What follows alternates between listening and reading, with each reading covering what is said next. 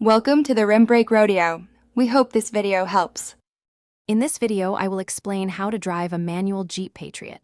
First, familiarize yourself with the 3 pedals: the clutch on the left, the brake in the middle, and the accelerator on the right. Next, study your Jeep's gear shift pattern, usually found on the shift knob. Before starting the engine, practice pressing the clutch all the way down and releasing it slowly to feel its travel. This helps you find the crucial friction point. To begin, ensure the car is in neutral and press the clutch pedal completely. Turn the key to start the engine. With the car in first gear, slowly release the clutch until you feel the engine load, then gently apply gas. This is the friction point. As you gain speed, press the clutch, shift to the next gear, and smoothly release the clutch while accelerating. Practice makes perfect for smooth transitions. When slowing down, you'll need to downshift.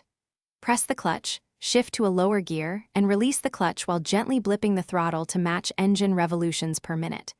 To stop, press the brake pedal, and just before the car stalls, press the clutch all the way down.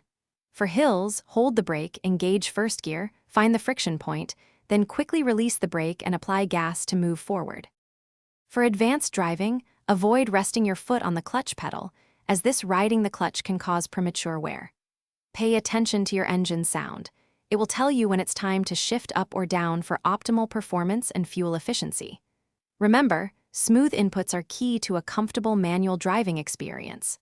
Also, for those who love to read anywhere, check the description for a link to the new Kindle Paperwhite and other great deals. Thanks for watching. Consider subscribing if we helped you.